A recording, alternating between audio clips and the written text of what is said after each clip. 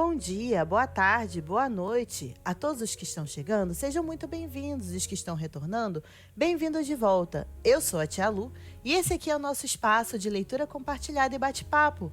E aí, qual é a boa de hoje?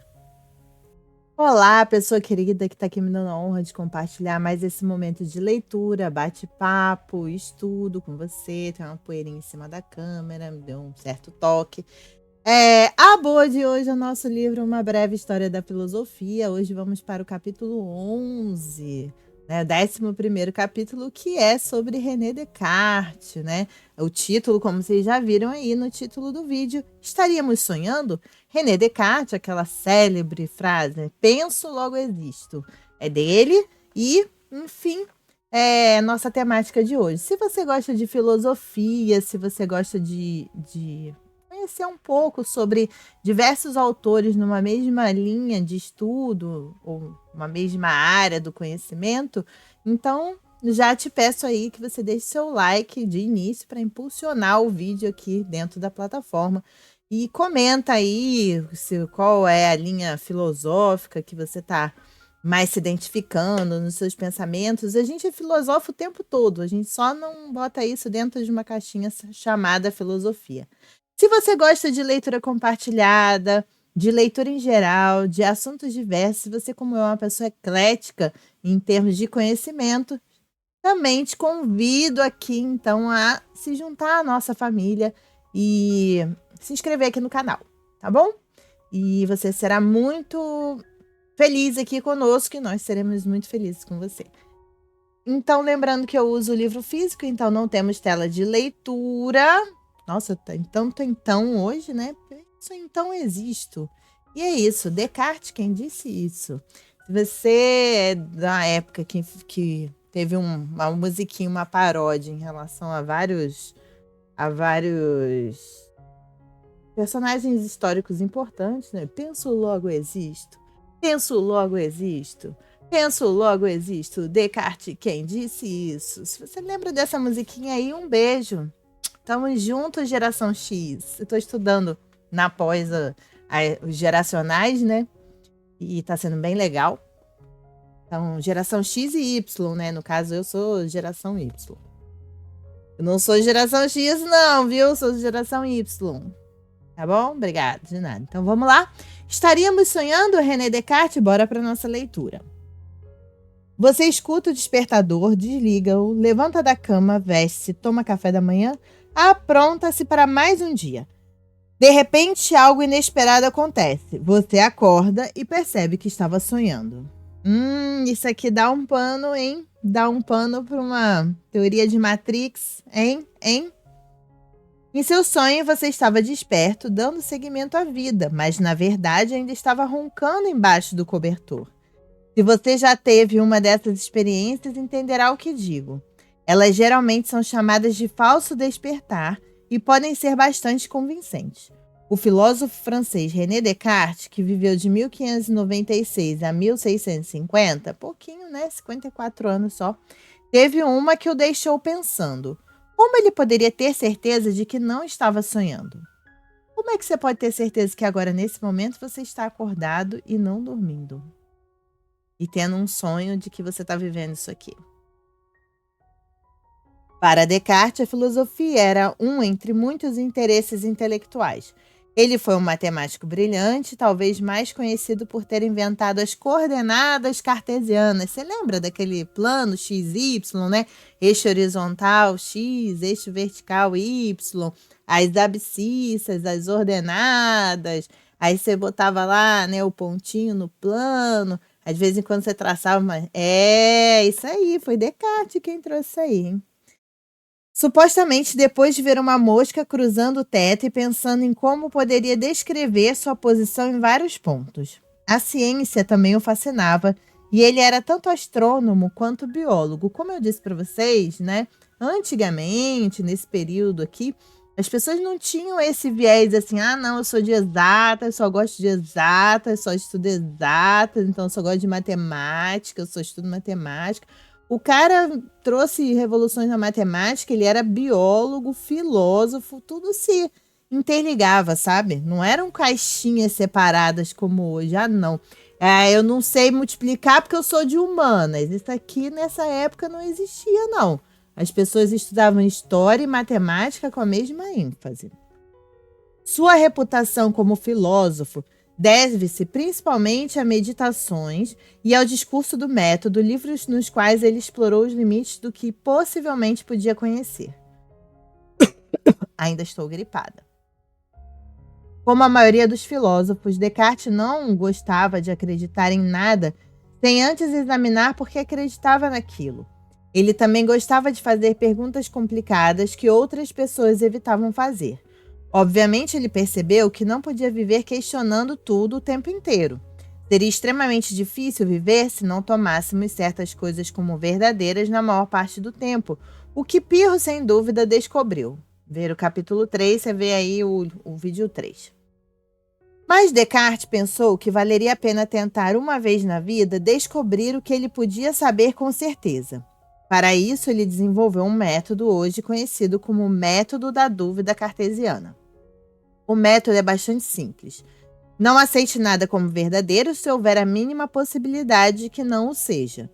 Pense em um grande saco de maçãs. Você sabe que dentro do saco existem algumas maçãs estragadas, mas não tem certeza de quais são elas.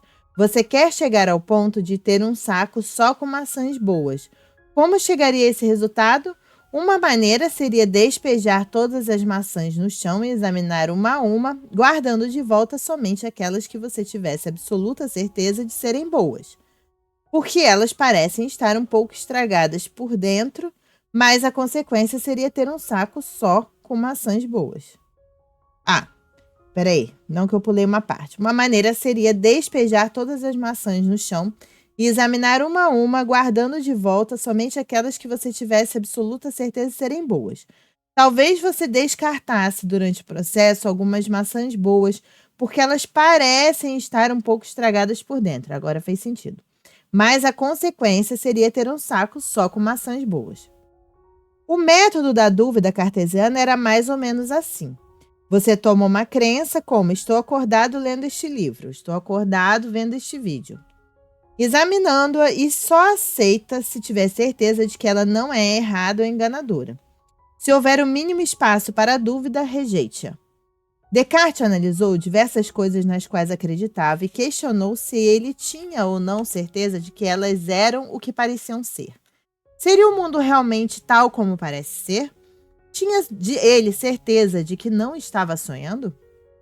Descartes queria encontrar uma coisa da qual pudesse ter certeza. Isso seria o suficiente para que tivesse um apoio fixo na realidade. Porém, havia o risco de adentrar um redemoinho de dúvidas e acabar percebendo que absolutamente nada era certo. Aqui ele teve uma certa atitude cética, mas diferente do ceticismo de Pirro e seus seguidores. Estes queriam mostrar que nada podia ser conhecido com certeza. Descartes, por sua vez, queria mostrar que algumas crenças são imunes até mesmo às formas mais radicais de ceticismo. Descartes começou sua busca por certezas pensando primeiro nas evidências que vêm pelos sentidos: visão, tato, olfato, paladar e audição. Podemos confiar nos sentidos? Não totalmente, concluiu ele. Os sentidos às vezes nos enganam, cometemos erros. Pense no que você vê. Sua visão é confiável em relação a tudo? Devemos confiar sempre em nossos olhos? Um bastão reto dentro da água pode parecer torto se o olhamos de lado. Uma torre retangular pode parecer arredondada à distância. Todos nós, às vezes, cometemos erros sobre o que vemos. Descartes afirmava que não seria sábio confiar em algo que já nos enganou no passado. Desse modo, ele rejeita os sentidos como possível fonte de certeza, pois nunca estará certo de que os sentidos não estão enganando.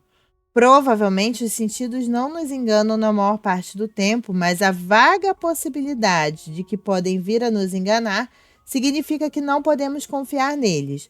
Mas aonde isso o levou?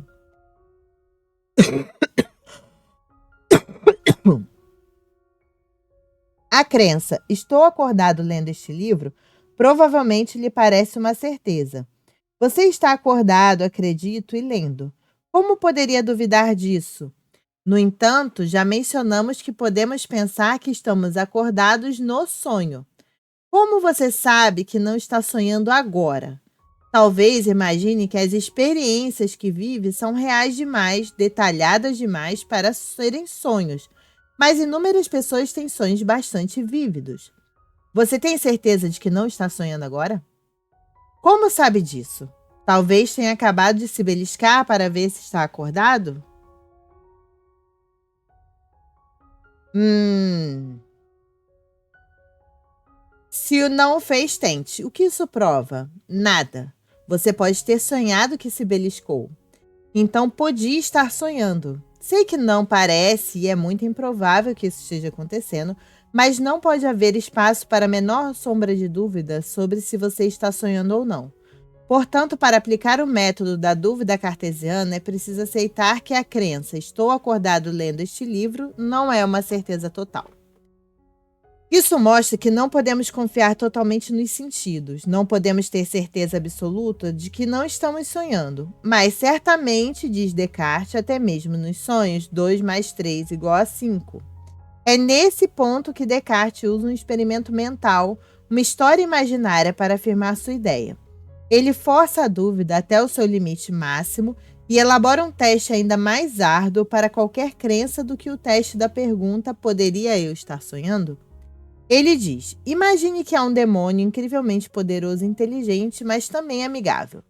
Esse demônio, se existir, poderia fazer parecer que 2 mais 3 igual a 5 toda vez que você fizesse a soma, mesmo que o resultado fosse 6. Não teria como saber que o demônio fazia isso. Você simplesmente estaria somando números de modo inocente. Tudo pareceria normal. Não é nada fácil provar que isso não esteja acontecendo agora.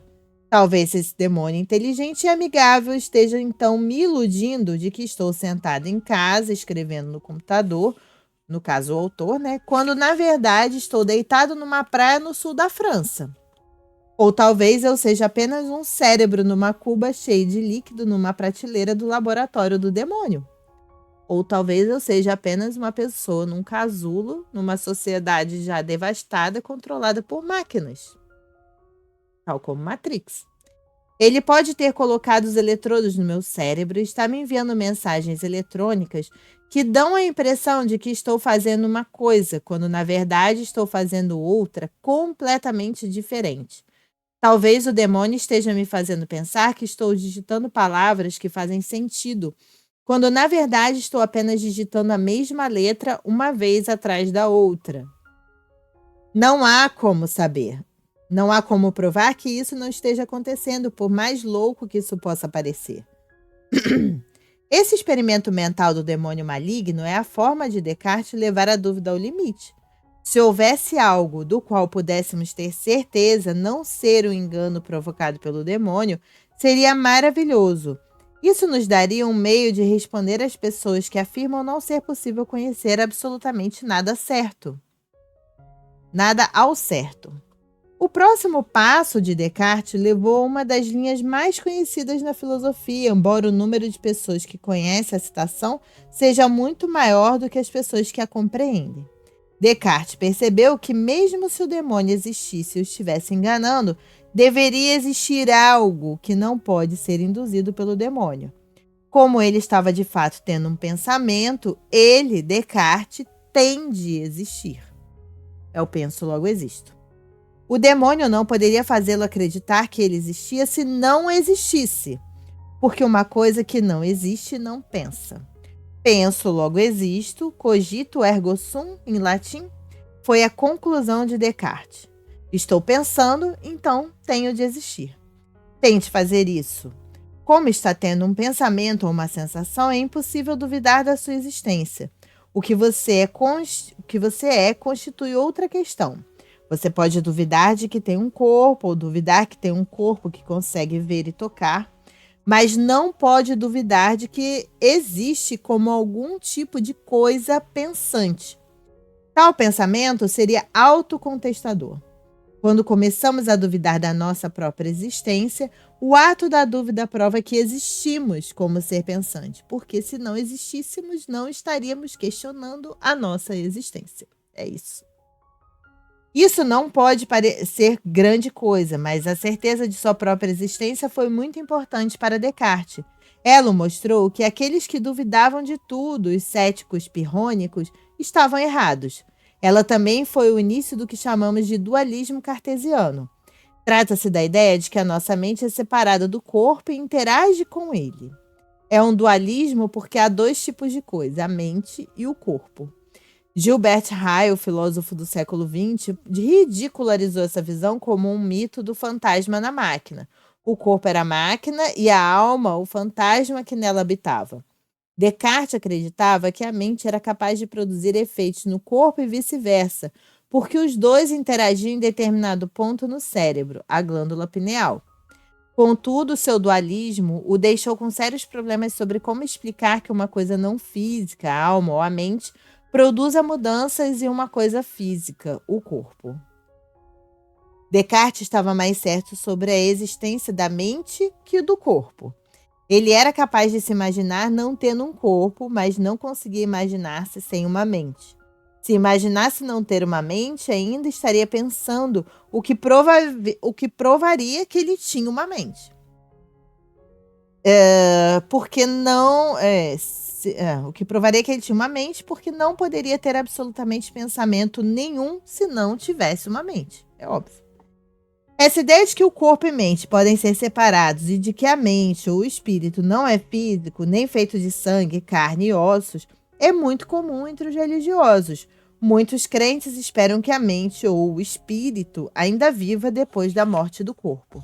No entanto, provar a própria existência, posto que ele pensava, não teria sido suficiente para refutar o ceticismo. Descartes precisava de outras certezas para escapar do redemoinho da dúvida que havia evocado com suas meditações filosóficas. Ele argumentou que um bom Deus deve existir. Usando uma versão do argumento ontológico de Santo Anselmo, você vê lá no capítulo 8, no vídeo 8, ele se convenceu de que a ideia de Deus prova a existência de Deus. Deus não seria perfeito a não ser que fosse bom, e existisse tal como um triângulo, não seria um triângulo sem os ângulos interiores que somam 180 graus. Outro de seus argumentos, o argumento da marca, sugeria que sabemos que Deus existe porque ele deixou uma ideia implantada em nossa mente. Não teríamos uma ideia de Deus se ele não existisse. Então, isso aqui é uma ideia bem interessante, né? O argumento da marca. Porque como é um ser intangível, né? É um ser que não se vê, então não haveria ideia do homem sobre isso, a não ser que tivesse sido implantada por esse próprio ser. O que pode ser refutado também, porque poderia ter sido, sei lá, obra da criatividade, né? Mas eu acredito, então vamos em frente. Depois de termos certeza de que Deus existe, a fase construtiva do pensamento de Descartes torna-se muito mais fácil. Um bom Deus não enganaria a humanidade em relação às coisas mais básicas. Portanto, concluiu Descartes, o mundo deve ser mais ou menos como nós o vivenciamos. Quando temos percepções claras e distintas, elas são confiáveis. A conclusão dele, o mundo existe e é mais ou menos como parece ser, ainda que algumas vezes possamos cometer erros sobre o que percebemos.